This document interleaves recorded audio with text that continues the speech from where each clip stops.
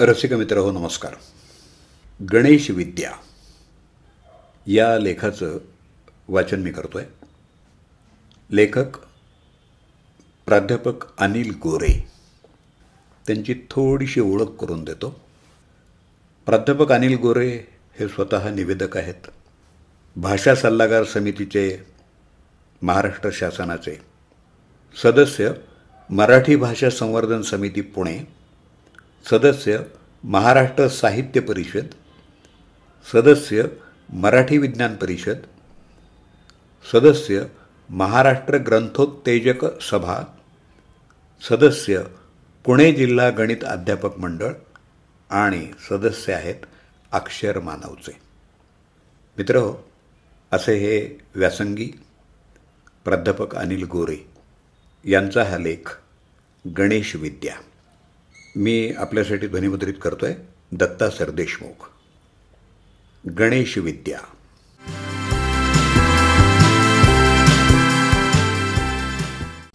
मित्र हो, गणपतीनं ज्या वर्णसंचातून महाभारत लिहिलं असं मानतात, त्या वर्णसंचात स्वरांची, व्यंजनांची वैशिष्ट्यपूर्ण अशी मांडणी आहे. त्या संचासाठी वेळोवेळी नवी चिन्ह निर्माण केली गेली. त्या चिन्हांच्या सध्याच्या संचाला देवनागरी लिपी असं म्हणतात.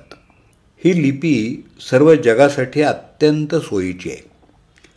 यातली अ ते ज्ञ ही सगळी अक्षरं वळणदार आणि वैशिष्ट्यपूर्ण आहेत. 0 ते 9 हे अंक देखणे आहेत.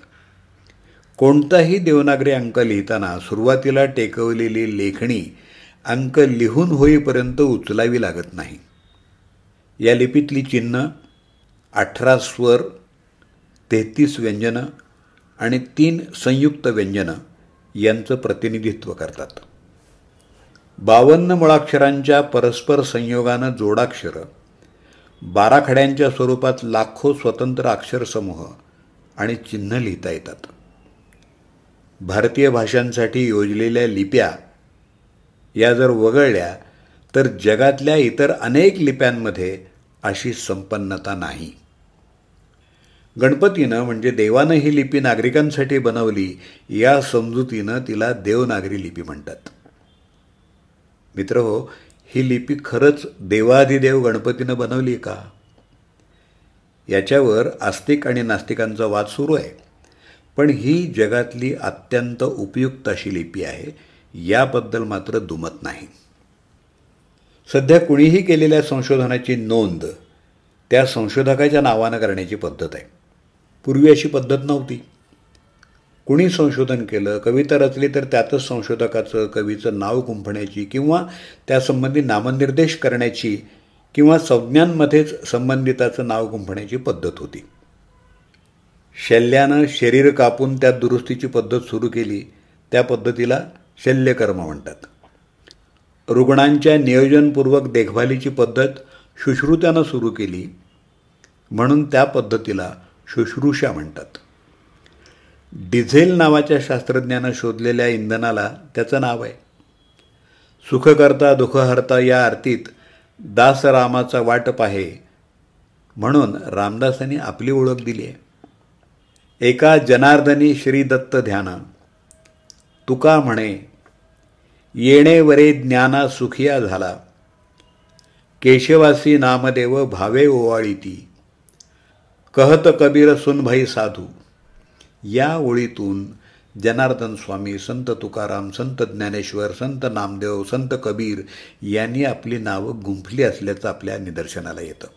देवनागरी वर्णाक्षरांच्या सध्याच्या स्वरूपात ग, अण आणि श ही अक्षरं इतर अक्षरांपेक्षा वेगळी आहेत आणि त्यांच्या बाराखडीत पहिल्या स्थानी सुट्टा काना आहे.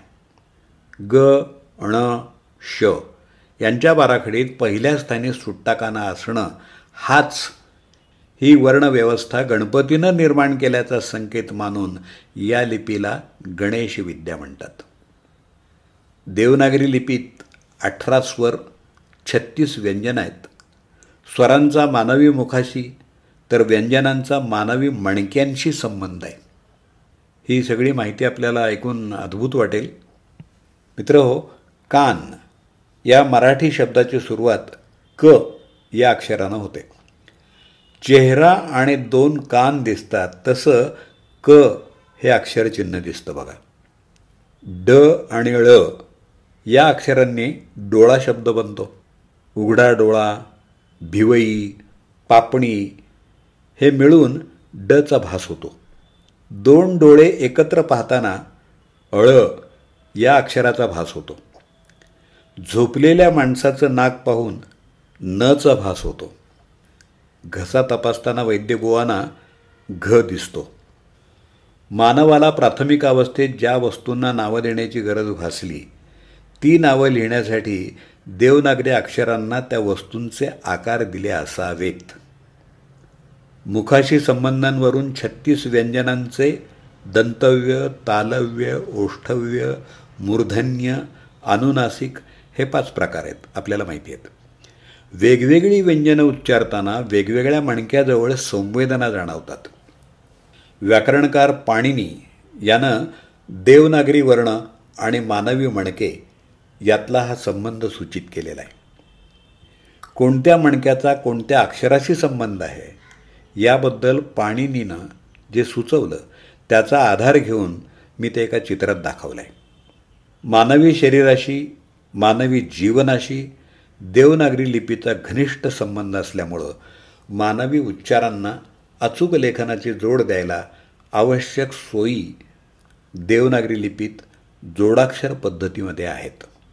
कोणत्याही मानवी भाषेतले 99.99% शब्द या लिपीतून हुबेहूब लिहिता येत असल्यामुळं ही लिपी जगाची भाषिक एकात्मता साधू शकेल. लेखनात, उच्चारात सर्वाधिक सुसंगतीसाठी ही जगातल्या सर्वोत्तम लिप्यांपैकी एक आहे. देवनागरी लिपी चिन्हात आणि बंगाली, गुजराती, कन्नड, पंजाबी, तमिळ, उडिया, तेलुगू, मल्याळी या लिपी चिन्हांमध्ये थोडासा बदल जाणवतो. पण सर्व भारतीय लिप्यांमध्ये लक्षणीय एकात्मता आहे. लिपी चिन्हातल्या या बदलांची कारणं भौगोलिक आणि राजकीय आहेत.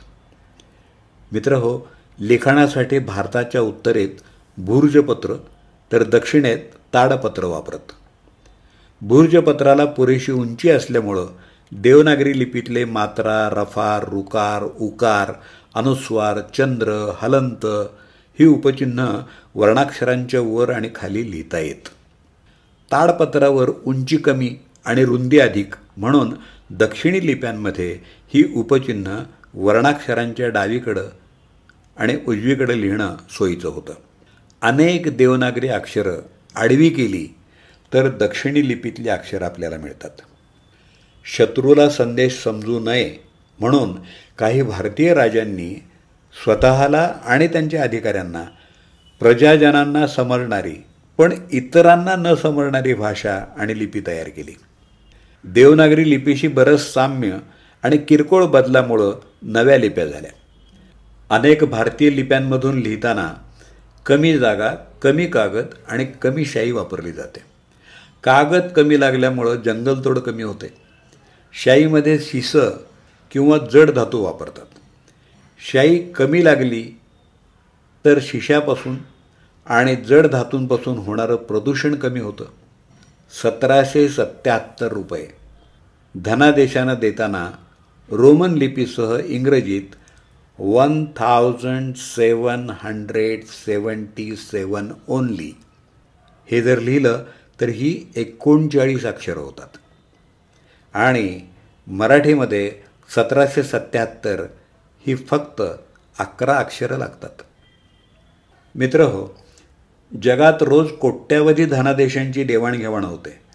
त्यात अक्षरी रक्कम 3 वेळा लिहितात, 14 ते 19 वेळा वाचतात. धनादेश भारतीय भाषांमध्ये लिहिला तर इंग्रजीच्या तुलनेत 70% वेळ आणि 70% शाई वाचते. व्यवहार वेगानं होतात, कार्यक्षमता वाढते. ही गोष्ट कधी आपण लक्षात घेतली आहे का? मित्रहो, देवनागरी लिपी पर्यावरणाचा विनाश कमी करण्यासाठी सुद्धा उपयुक्त आहे. देवनागरी लिपीचा पुरेपूर लाभ घेतला पाहिजे. या लिपीत कोणताही मजकूर कमी जागेत, कमी श्रमात लिहिता येतो म्हणून केवळ आर्थिक व्यवहारच नव्हे तर शिक्षण, संशोधन, व्यापार, सेवा उद्योग, प्रशासन अशा सर्व क्षेत्रात ही लिपी आणि मराठी भाषा यांचा दुहेरी वापर केला तर आर्थिक बचत आणि पर्यावरण रक्षण आपोआपच होईल. देवनागरी लिपी भारतीय आणि जागतिक एकात्मतेचं साधन ठरेल.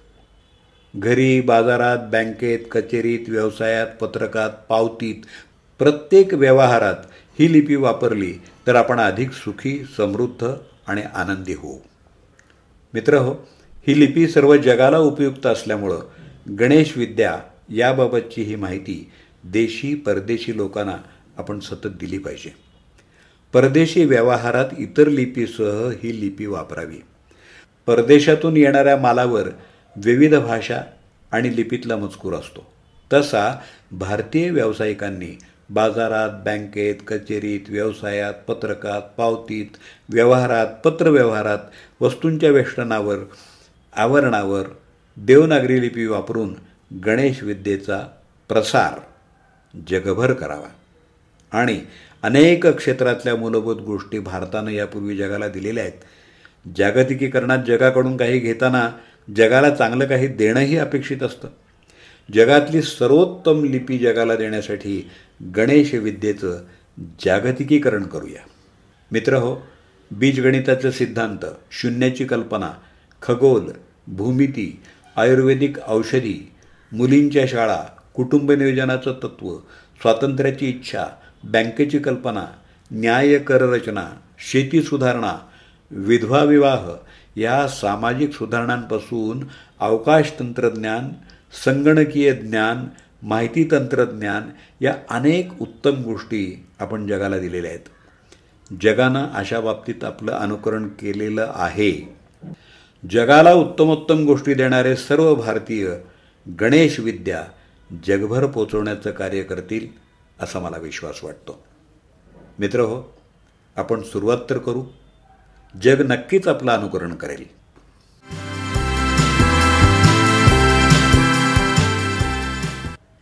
गणेश विद्या या लेखाचं वाचन आत्ताच आपण ऐकलं. लेखक प्राध्यापक अनिल गोरे. लेखक या लेखाच्या शेवटी म्हणतात की हे पत्रक किंवा हा लेख ज्यांच्यापर्यंत पोहोचेल त्यांनी गणेश मंडळ अहवाल, संस्था अहवाल, मासिकं, पाक्षिकं, वार्षिकं, त्रैमासिकं, अनियतकालिकं, भ्रमणध्वनी संदेश, संगणकीय निरोप, सूचना फलक, पाट्या या कायदेशीर मार्गानं यातला मजकूर देशात आणि परदेशात कोट्यावधी लोकांपर्यंत पोहोचवावा ही माझी वैयक्तिक विनंती आहे. आणि हा मजकूर कुठं छापला किंवा ध्वनिमुद्रित केला तर त्याची प्रत पाठवावी. इतर प्रकारे प्रसिद्ध केला तर त्याची माहिती कळवावी ही विनंती. महत्त्वाचं म्हणजे प्राध्यापक अनिल गोरे यांचा संपर्क क्रमांक आपल्याला सांगतो. 94 22 00 16 71 94 2 2 0 0 1 6 7 1. त्यांचा ईमेल ॲड्रेस marathikaka MARATHIKAKA@gmail.com. हा लेख ऐकल्यानंतर आपल्या प्रतिक्रिया आणि अभिप्राय आपण लेखकालाही कळवू शकता आणि मलाही कळवू शकता. मी अभिवाचक दत्ता सरदेशमुख. माझा मोबाईल नंबर आहे 8329730186.